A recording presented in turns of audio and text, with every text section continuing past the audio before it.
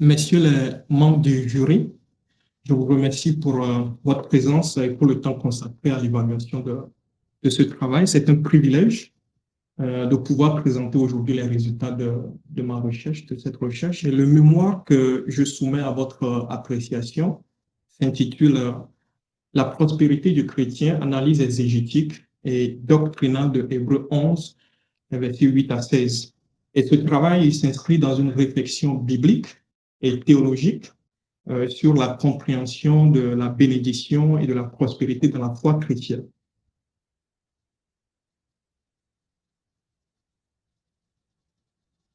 Afin de présenter les résultats de la recherche, je souhaite annoncer brièvement le plan de cette présentation. Donc, dans un premier temps, je vais aborder le contexte et les objectifs de la recherche, ce qui me conduira à présenter ensuite la méthodologie de recherche qui a été adoptée. La troisième partie sera consacrée aux résultats de l'analyse exégétique, précisément de Hébreux 11, 8 à 16. Et puis, en quatrième lieu, je vais passer aux conclusions principales de la recherche et puis la contribution de la recherche à la réflexion théologique sur la prospérité du chrétien. Et je terminerai avec les limites du travail et quelques perspectives de recherche. Quel est donc le contexte de ce travail? En fait, les différentes compréhensions de la prospérité influencent bien sûr aujourd'hui de nombreuses prédications et pratiques pastorales.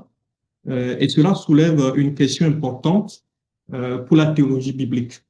Et donc, cela nous amène à une question précise, c'est comment les Écritures, les Saintes Écritures, évaluent-elles réellement la bénédiction et la prospérité dans la vie des chrétiens? Et pour aborder cette question, le mémoire, il se concentre sur un passage précis du Nouveau Testament, à savoir Hébreux 11, 8 à 16. Et dans ce texte précisément, on voit que l'auteur de l'épître aux Hébreux, il propose une relecture théologique de la vie des patriarches Abraham, Isaac et Jacob. Et ces patriarches, bien sûr, on le sait, occupent une place essentielle dans l'histoire biblique. Et lorsqu'on retourne à la Genèse précisément, on voit que ces patriarches reçoivent des promesses importantes de la part de Dieu. Je pense notamment aux promesses reliées à la terre, aux promesses reliées à la descendance ou encore à la bénédiction matérielle. Mais lorsque on revient à l'épître aux Hébreux, et précisément dans Hébreux 11, 8 à 16, qu'est-ce qu'on constate? C'est que l'auteur de l'épître, lorsqu'il évoque cette figure patriarcale, il y a un élément particulier qui attire l'attention. C'est quoi? C'est que le texte insiste fortement sur la foi des patriarches et sur leur attente des promesses. En revanche, il omet carrément de mentionner tout ce qui a été cité ou bien toutes les bénédictions qui ont été citées dans les récits de la Genèse. Bon, donc, cette observation, c'est elle qui nous conduit à la question centrale de la recherche. Donc, et cette question centrale est celle-ci: comment comprendre la prospérité du chrétien à la lumière de Hébreux 11, 8 à 16, où les bénédictions matérielles, précisément, sont relativisées, voire complètement abstraites, au profit plutôt d'une vision eschatologique, et j'insiste là-dessus, une vision eschatologique centrée sur la foi. Bon, donc, le mémoire, il repose sur l'hypothèse de recherche suivante, c'est que Hébreux 11, 8 à 16 opère une abstraction des bénédictions matérielles dans l'évaluation de la foi des patriarches. Autrement dit, le texte ne nie pas l'existence des richesses et des bénédictions mentionnées dans les récits de la Genèse, par exemple. Mais le texte choisit de ne pas les retenir quand il va s'agir d'évaluer les critères pour juger la fidélité des patriarches. Afin de vérifier cette hypothèse, le mémoire, le travail de recherche, il poursuit 5 objectifs précis. Premièrement, c'est d'analyser la notion de prospérité dans l'ensemble du témoignage biblique afin de situer la question dans son contexte scripturaire. Le second objectif, c'est d'examiner l'abstraction des bénédictions matérielles dans Hébreux 11, 8 à 16, à travers une analyse exégétique du passage qui nous intéresse. Et le troisième objectif, c'est de mettre en lumière le contraste entre la lecture eschatologique de la bénédiction dans Hébreux 11, 8 à 16 et les lectures contemporaines. Le quatrième objectif, c'est de clarifier la compréhension théologique de la prospérité chrétienne à travers la nouvelle lecture, mais la relecture de Hébreux 11, 8 à 16. Et puis le cinquième objectif, il consiste à identifier les implications pastorales, ça c'est important, les implications pastorales de cette réflexion pour la vie et l'enseignement de l'Église. Quelle méthodologie de recherche a été adoptée pour ce travail de recherche? Le travail, il commence par une analyse de la prospérité dans l'ensemble des Écritures, et cette analyse examine les différentes manières dont la bénédiction divine est décrite dans l'Ancien et le Nouveau Testament. Bon, donc, je considère tout ce qui a été dit à propos des bénédictions matérielles dans l'Ancien Testament. On parle des livres les livres de Moïse, on parle des livres de sagesse, on parle des livres des prophètes. Et je viens au Nouveau Testament en considérant les enseignements de Jésus dans les évangiles, en considérant les actes des apôtres, les épîtres et même Apocalypse. Ensuite, il y a une approche exégétique. Donc, le mémoire fait une analyse exégétique détaillée de Hébreux 11, 8 à 16. Et avec cette analyse exégétique, on considère le contexte historique, on considère le contexte théologique de Hébreux, mais aussi je vois ou bien j'aborde la structure du passage précis qui nous intéresse. Et puis, il y a des thèmes majeurs qui ressortent du texte que j'ai étudié. Et puis, la troisième approche, elle est plutôt canonique. Il s'agit là d'une lecture canonique ciblée. Qu'est-ce que ça voudrait dire? Ça voudrait dire que, en fait, je compare le texte de Hébreux 11, 8 à 16 avec les récits patriarcaux de la Genèse. Et l'objectif là, précisément, avec cette lecture canonique ciblée, c'est d'identifier les continuités et puis les déplacements que l'auteur de l'Épître aux Hébreux opère par rapport à ce qu'on a dans Genèse, dans la Genèse. Je passe maintenant à la troisième partie de cette présentation qui concerne les résultats principaux de l'analyse exégétique. L'étude du passage, elle met en évidence 5 termes clés qui structurent la théologie du texte. Ces 5 termes sont la foi, la promesse, la patrie, l'héritage et puis l'espérance. Et en parlant précisément de la foi, dans Hébreux 11 en général, on voit que la foi ne se limite pas à une conviction intérieure. Et puis quand on va au texte qui nous intéresse, on voit que cette foi se manifeste par l'obéissance et par la confiance dans la parole de Dieu. Donc le texte souligne, par exemple, que Abraham a obéi lorsqu'il a été appelé par Dieu, et puis il est parti vers un lieu qu'il doit recevoir en héritage. Donc la foi dans ce contexte précis apparaît comme une réponse active à l'appel de Dieu.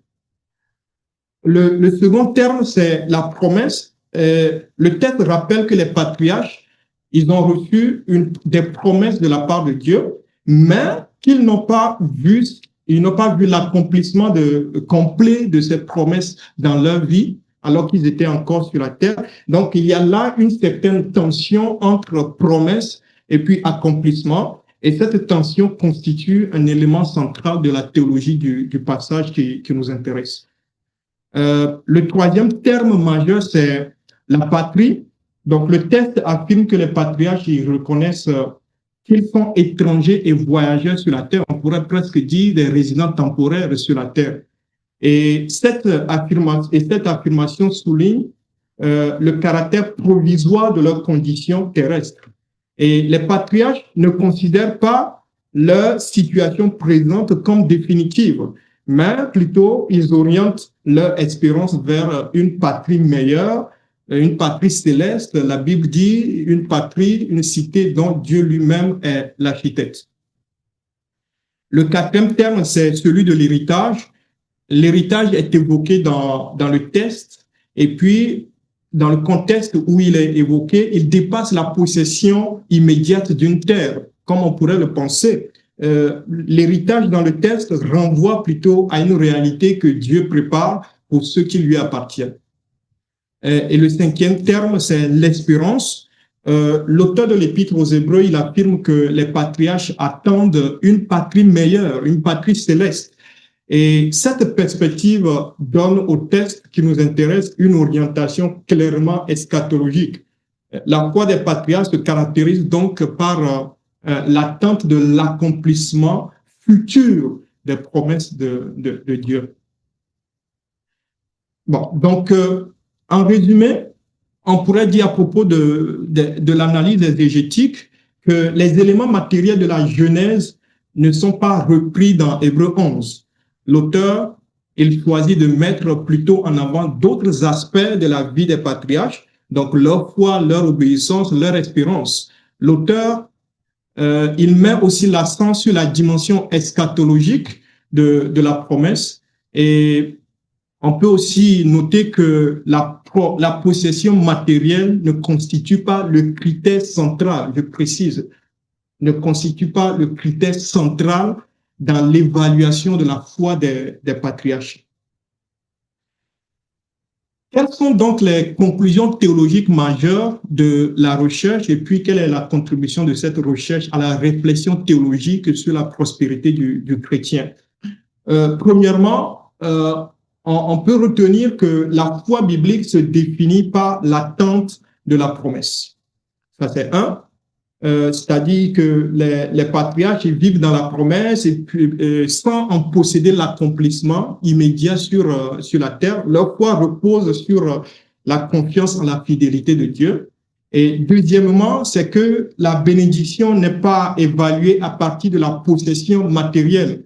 Donc, Hébreux 11, 8 à 16 montre que la richesse ou l'abondance ne constitue pas le critère central dans l'évaluation de la foi. Troisième conclusion théologique majeure, c'est que l'héritage est compris dans une perspective eschatologique. Donc, la foi est orientée vers une réalité future. Quatrième conclusion théologique majeure, c'est que la vie du croyant ou bien la vie du chrétien s'inscrit dans une tension entre promesse et accomplissement. Donc, cette tension fait partie intégrante de l'expérience de la foi. Elle ne traduit pas un échec. Important à retenir, cette tension n'est pas l'expression d'un échec, mais plutôt c'est juste une orientation vers le royaume de Dieu. Et puis la conclusion théologique majeure, la dernière que je voudrais noter, c'est que la prospérité doit être comprise à partir de la relation avec Dieu. Qu'est-ce que cela voudrait dire? C'est que la communion avec Dieu et la fidélité à sa parole deviennent les éléments centraux de la bénédiction.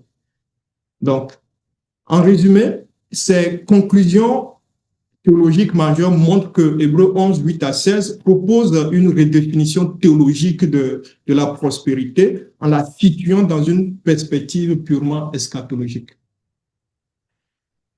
Bon, quelle est maintenant la contribution de notre travail à la réflexion théologique?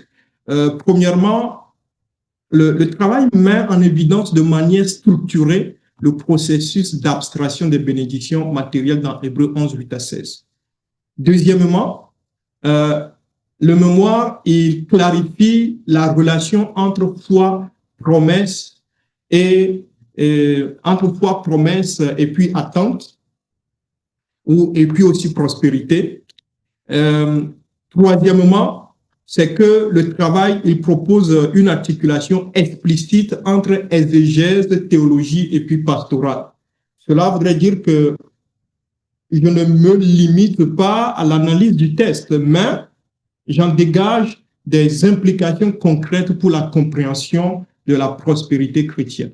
Et quatrièmement, le mémoire contribue à une lecture plus équilibrée face aux approches matérialistes de la foi. Donc, il permet de maintenir la réalité des biens matériels.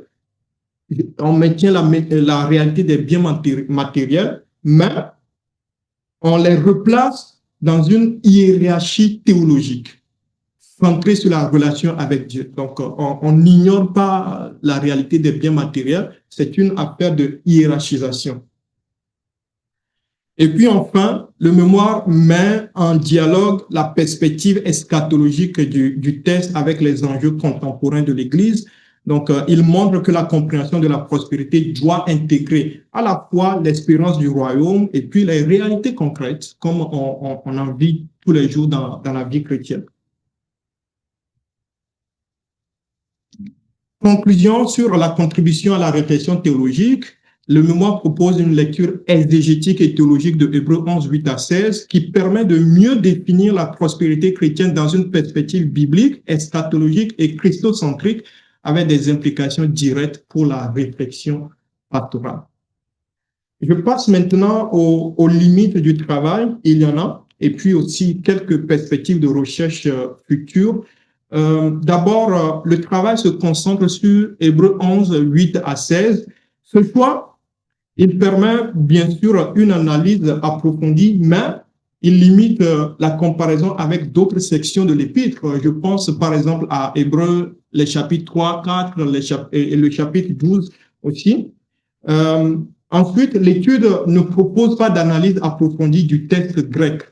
Elle s'appuie plutôt sur des traductions et puis des commentaires exégétiques reconnus, bien sûr, ce qui limite sans doute la discussion de certains aspects lexicaux.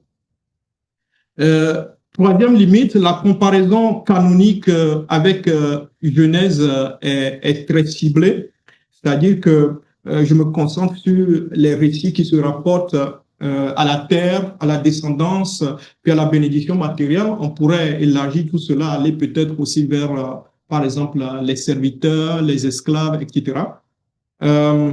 Et par ailleurs, les données sur les destinataires de l'épître restent indirectes, ce qui limite la précision des applications contextuelles.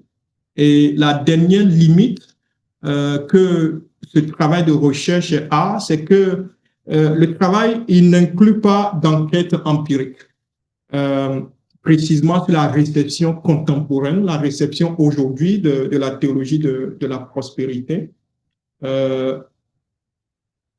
Et pour conclure sur les limites de ce travail de recherche, je voudrais dire que ces limites n'invalident pas les résultats dont nous avons parlé un peu plus tôt. Ces limites précisent plutôt le cadre et puis ouvrent bien sûr des perspectives de recherche future.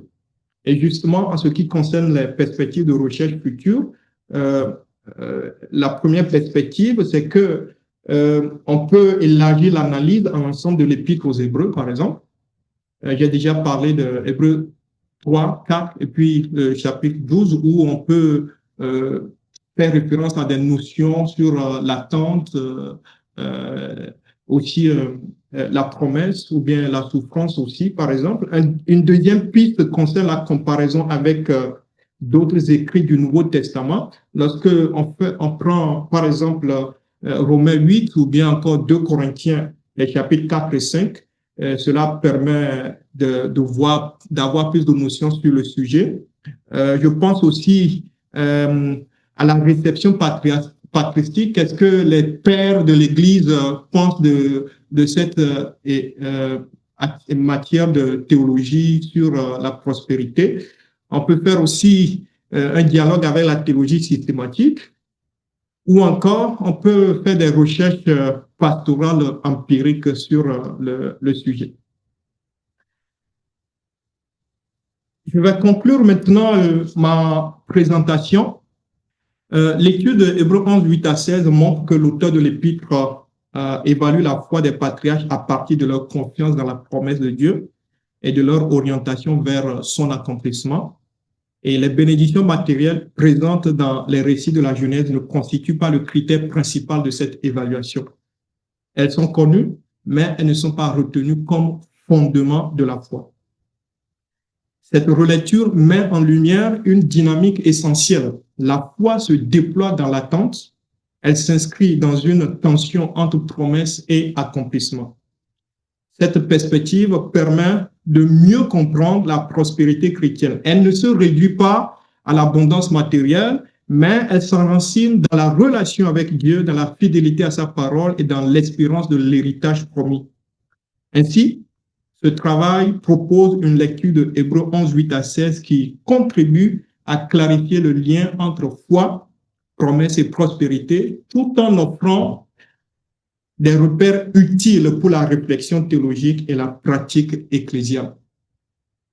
Je vous remercie pour votre attention et me tiens donc maintenant à votre disposition pour répondre à vos questions.